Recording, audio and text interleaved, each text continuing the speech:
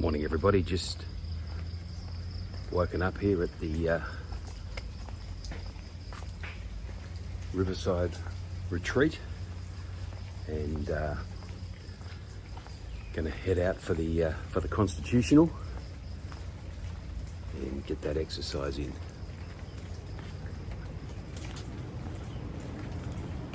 Very well appointed room here, and the retreat's got everything that you'd expect. We've got a coffee girl making coffee here. We've got the pool ready to go. So come along, let's get into it. So I didn't mention the name of the resort because I thought it was called the Biden Riverside Retreat, and I thought who would call themselves that, but in fact it is called the Joe Biden Riverside Retreat here. So I'm gonna probably head up this way, see what's up there, and then go back the other way towards the main road. This is Vietnam Steve. I've got a good one for you today. I want to talk about Vietnam being a low cost, cheap, easy location. Come along, let's go.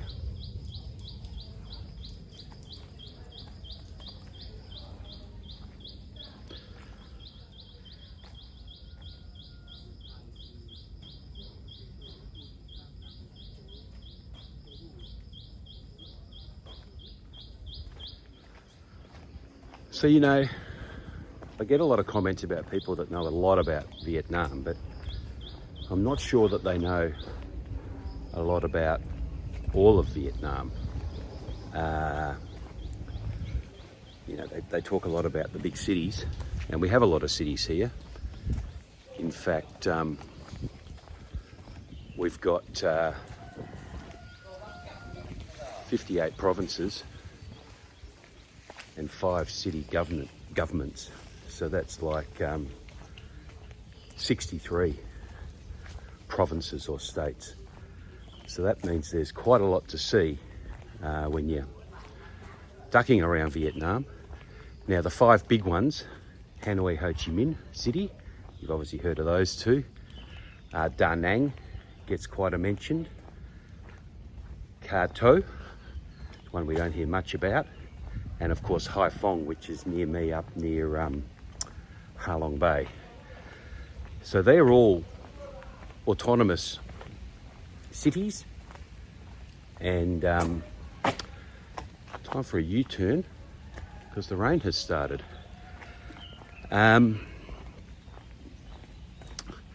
There's not that many that have populations over 1 million. In fact, there's only 2 cities here with populations over 1 million in a country of 100 million. So that is surprising. Ho Chi Minh City, obviously a very large city. Hanoi, a very large city. But the rest of them are all below 1 million. And in fact, of the of 87 cities here, only 35 of them have got more than 100,000. So it's rural and regional is the go. So I guess what I wanted to talk about was Vietnam being a cheap, low-cost, easy location. I'm going to have to go and sit undercover to bring this one to you. It's starting to bucket down here. Stay tuned. I'll be right back with you in a moment. Oh dear. Abort. Well, that's a little bit better. I've got myself under a thatched roof arrangement here. It's only spitting, but I could tell it was going to come down. It's quite dark out there today, and earlier when I had a boat ride at Nha Trang An, we got soaked. So look, Vietnam being cheap and affordable, there's 3 main things that really stick out for me. The accommodation has all the standards that you'd expect as a person, I suppose. You can stay in very cheap accommodation. You can stay in very expensive accommodation. We're in something middle of the road here. We've got a family villa with 3 rooms, and we've jammed 9 people into it. So luckily, belly to bed Steve got a bed, but I did notice one of the ladies sleeping on the couch there when I came out this morning. The second thing that makes this cheap, low cost and easy is the food is accessible. So the food is quite cheap. Some things are very expensive here in Vietnam, but food is plentiful, cheap, tasty, and healthy, etc. for retirees and seniors. So a guy like myself that's carrying a few pounds and also getting to the age of health ailments, eating fresh, healthy food is great for me. So accommodation to meet all standards and healthy food for retirees and seniors. And the third thing is that those attractions like the boat trip that I went on and many other places I've been to are affordable and plentiful. So that whole 3-hour extravaganza cost 250,000 dong, and we were out there having a great time for half a day basically. So they're quite affordable, and I've noticed that each of the provinces that I've been to, whether it's been to cities, whether I've been to Da Nang, Phu Quoc, Ha Long, Hanoi, Ho Chi Minh, Bana Hills there at near Hoi An, they've all got these attractions. And so the Vietnamese are domestic tourists, if you like. So they like to travel from one place to another, go and see what's on offer in that other province and experience those attractions. So there's plenty of attractions out there. So with those three things in mind, let's get into it. So these bushes here look like wild roses. They're very thorny. They're not wild roses. I can see they're planted here, but they've grown wild. We have the occasional pink flower on them, and would be very beautiful when they're trimmed up. Look at all these little pink buds here. Flowering plants in Vietnam are just a thing of beauty. Look at these little fellas here.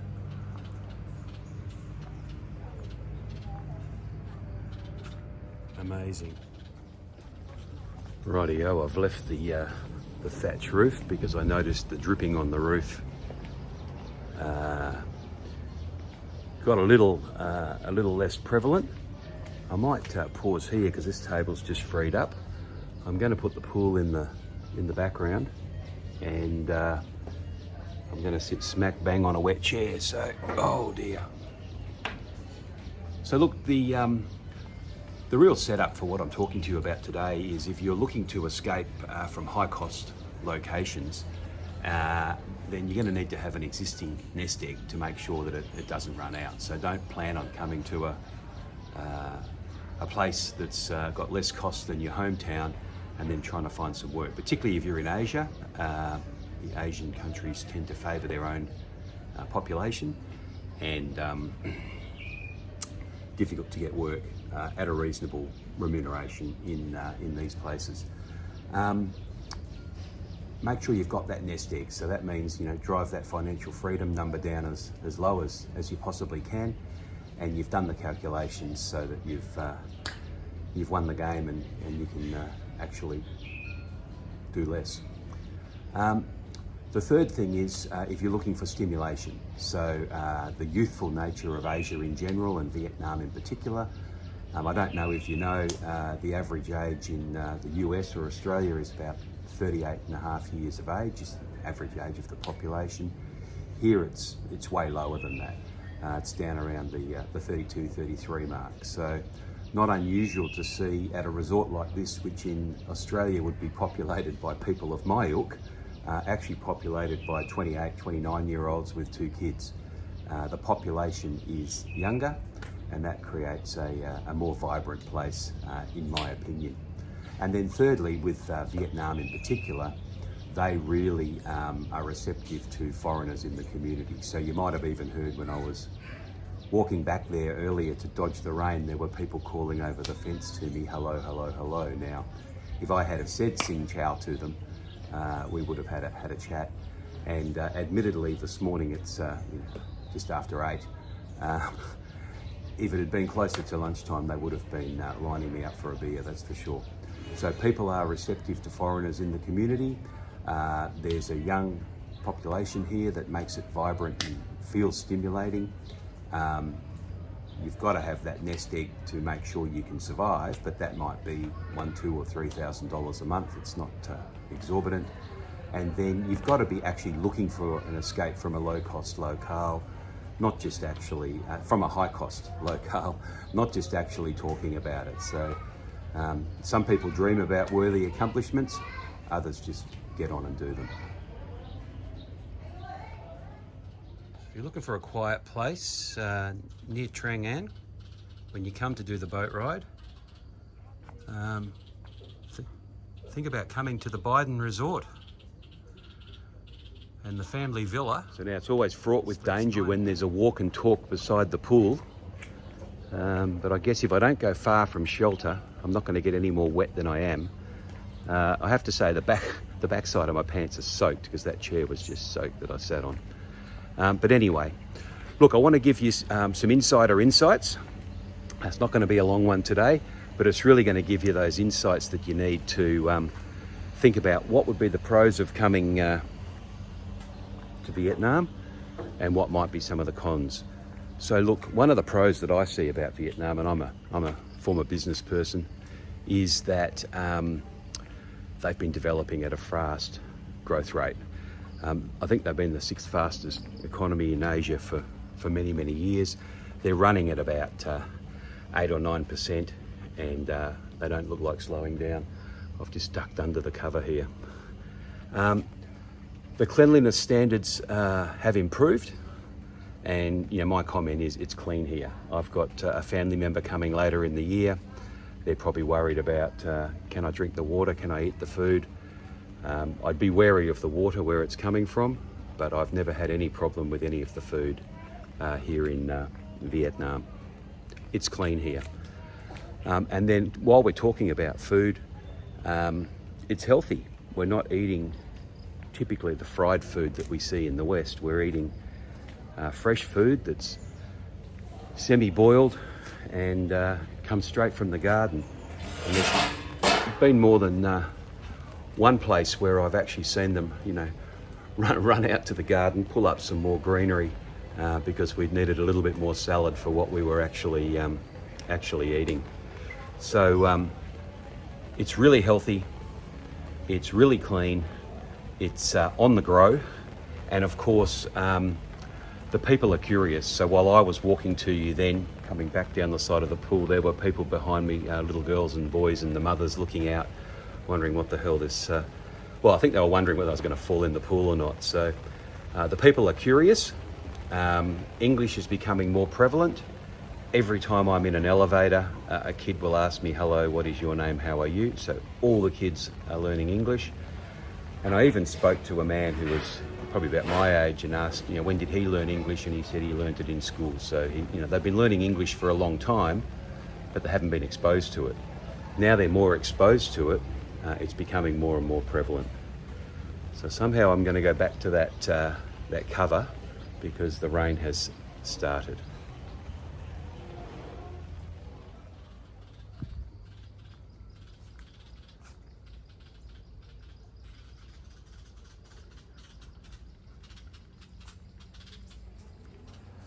So I'll walk around this way because I'm undercover, past the coffee lady, back through the jungle here. So of course, no place is all pros. There's plenty of cons here in Vietnam, particularly if you're a whinger. There's plenty to whinge about. I had a whinge about checking into this place. I deleted it because I didn't think it would be useful to whinge, but one of the things that they do here is, 2 p.m. is the check-in. They won't let you check in 5 minutes early, so we had to sit for 9 minutes. Couldn't check in, and then 2 o'clock came, ring-a-ding-ding, we checked in. So there's plenty of things to whinge about. I put 3 or 4 on the list here. Everybody's reminding me there's no retirement visa. That's pretty much the case in most countries. I know some of the Asian desperate countries have desperate retirement visas, but you try and get a retirement visa for the US, you're going to be waiting half a decade. You try and get one for Australia, you'll never even get one. Good morning. One of the ladies has risen. Let's hope she's going to come back with a coffee for Steve on the way back. I'm not sure where she's going. So there's no retirement visa here, so you're going to have to figure that out. And if you're that way inclined, you will figure it out. If you're not that way inclined, you won't. So typical ways to stay here long term are to get a 45-day visa or a 90-day visa, depending on your country, and do a border run, go out of the country, come back. Obviously fraught with risks because you may not be able to enter on any given day. The second way is to be a foreign investor, set up a business here and deposit some money, and they will give you a longer term visa. The third way is my way, to marry a Vietnamese lady, and I have a husband visa. That's only for 5 years, so I have to behave myself and they'll check in with her in 5 years' time. And I can only stay for 180 days at a time, so that's the best you get. If that's not you, then don't come here. There is no retirement visa. If you're looking for a retirement visa in Vietnam, it's not going to happen for you. There's limited work opportunities, so it's retired or bust. You've either got money to support yourself when you come here, or you don't. And if you don't, and you're going to have to work, then you're going to have to figure it out. Yeah, you're not going to get a retirement visa here. You're going to need to come here and be living off savings. You might be able to do some online stuff back home whence you came from for a few years, but most employers will get sick of that eventually. Look, the third one's a big one. There's fraud and corruption still evident in the business community here. I'm presenting at a fraud conference in a few months, and I'm reporting on the biggest fraud in the world. And just a few months ago here, a lady was sentenced for defrauding her company, her bank, of $44 billion US. That's 44 billion. So think Donald Trump and Elon Musk combined. She's got away with 44 billion. Now, needless to say, she was originally sentenced to the death penalty, so she won't do it again. But I think that's been commuted or relaxed or something at this stage. Finally, if you're a whinger, the weather can be hot and cold. So if you come to a resort place like this and it's raining and that's just going to do your head in, then Vietnam's not for you. So here in the summertime, June, July, now, it is normally too hot to breathe. It's usually 35 degrees, feels like 39 every day in Ha Long. I'm in Biden, it's raining. But needless to say, if weather is something that impacts your life every day, and it does to some extent, I understand we always take the weather with us, but it's not something, I do what I'm going to do, whether it's raining or not raining. So, the weather can be hot, so that's not going to suit some people, and the weather can be cold. So in the north of Vietnam in particular, they have snow, and up in Ha Long there's been some days where it's been 10 degrees Celsius, which is colder than I ever get to where I come from, and bitterly cold because there is a breeze. So look, 3 or 4 pros, 3 or 4 cons. You make up your own mind. Let's wrap this one up.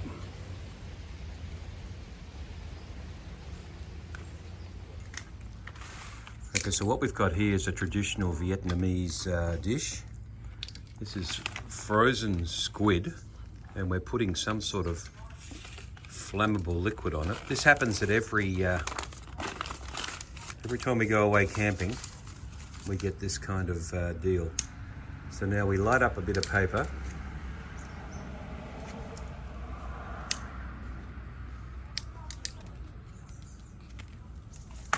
And light up. That squid is on fire now, so you can't probably see the flames, but all that alcohol is burning off. The squid is thawing with the flames. I don't know if you can see that. And then what we'll do is we will I'm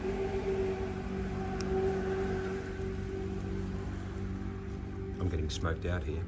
We will shred that. So you pull it apart like shredded pork or beef, and it'll be shredded squid. Amazing. It's doing the other side now. And this is a traditional thing that the Vietnamese lady does at the party. And everybody goes, whoa, we have squid. Something interesting. Thanks for sticking with me today. Appreciate all the subscriptions, all the comments, all the likes. Keep them coming in. They're always fun to see. But look, all I can tell you is what I do. And so that may or may not suit you. So what I do is I make sure I'm comfortable with living. So I'm comfortable where I'm living. I'm in a nice accommodation. I'm reasonably close to the shops, so I can do what I want to do. I'm comfortable with how I'm living. So if you're comfortable with how you're living, then I'm sure you could make a go of it here in Vietnam. The second thing is I make sure I have the necessary support. So I've got friends here in the community, Vietnamese friends, and not just expat friends. So in fact, I don't have any expat friends in Vietnam. They're all Vietnamese people. Not too many expats have done what I've done. Quite a few talk about it. Quite a few are coming, but not too many have actually done it. So I make sure that I've got the necessary community to support me. If I need to get to the doctor, get to the hospital, that's all going to happen. And part of that comes from having a Vietnamese wife here. She helps with that as well. And then I make sure that the busyness is all automated. So everything's easy. I don't actually have to be busy. I'm actually well able to sit and do nothing. That's probably my superpower. I make sure the shopping's automated. I get things delivered. I make sure the food is pretty much automated. We're picking up stuff from the market like a robot, and we're going out for dinner as we need to. I make sure that I get my exercise in every day, so it's pretty much automated or easy. I go out and walk 5 kilometres every morning, job done. I make sure the banking is automated, so nothing worse than having to battle banks. I've told you in another video what I do with my banking, so making sure your banking is automated is very, very important. So that takes a lot of stress out of your day. Another one is health. So I look after my health. If I do have a health matter, I make sure I go and see a health professional. And this is probably an interesting one, but I source out big clothing because there's not too many big people in Vietnam. So if I find a shop that sells something like this one that's my size, I usually buy a couple. Shoes I generally have to bring from the West. I've got the communication sorted. I'm in constant communication here out in the boondocks of Biden. I'm connected to you guys and to the rest of the world. I've got my accommodation sorted, so I bought a place with my wife here, and we're living in the Dragon Castle. And I guess the last one for people that are coming to do a test run of Vietnam is to get that retirement renewal sorted out. So what are you going to do when the 90 days is up? Are you going to fly to Malaysia for a week? Are you going to get a bus across the border to Cambodia? So that's all for you to consider. So that's really what I do. I guess the only thing left to say is what could you do? So let's have a look at that.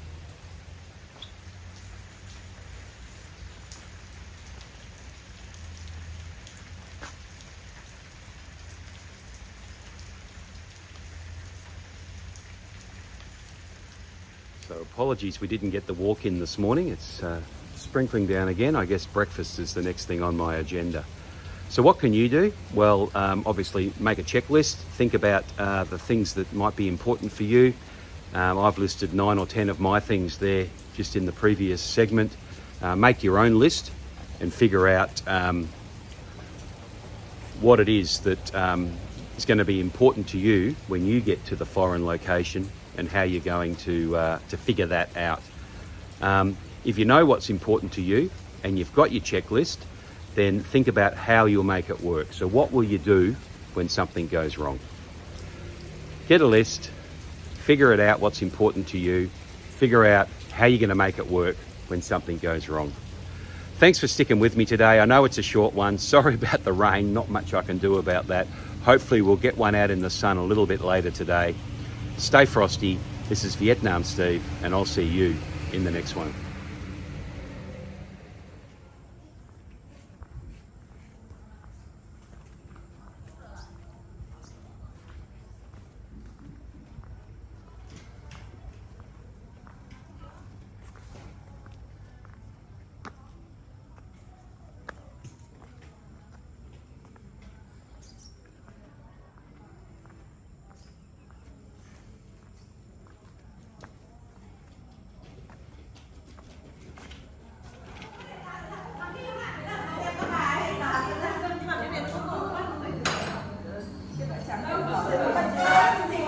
Trắng này thì ngọt.